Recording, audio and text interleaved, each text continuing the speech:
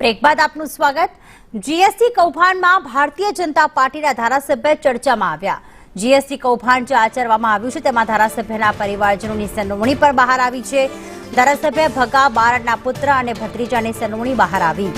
રાજકોટમાં કૌભાંડ મુદ્દે વધુ એક ફરિયાદ નોંધાઈ છે। ફરિયાદમાં આયન એસોસિએટની સંડોવણી બહાર આવી છે।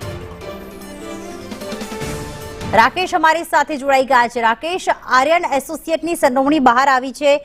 કેટલા કરોડોનું આ કૌભાંડ છે? કોના નામ ચર્ચામાં થઈ રહ્યા છે અત્યારે?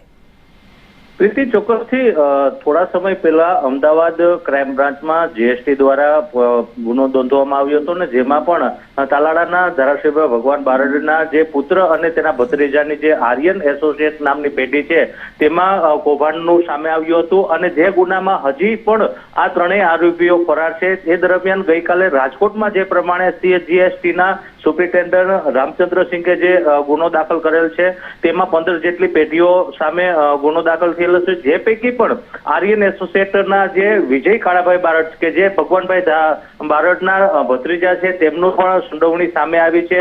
એટલે કહી શકાય કે જે પ્રમાણે સરકારની જે જીએસટી કૌભાંડમાં ભાજપના ધારાસભ્યના પરિવારજનોના નામ સામે આવ્યા છે તેને પગલે ચર્ચાનો વિષય બન્યો છે।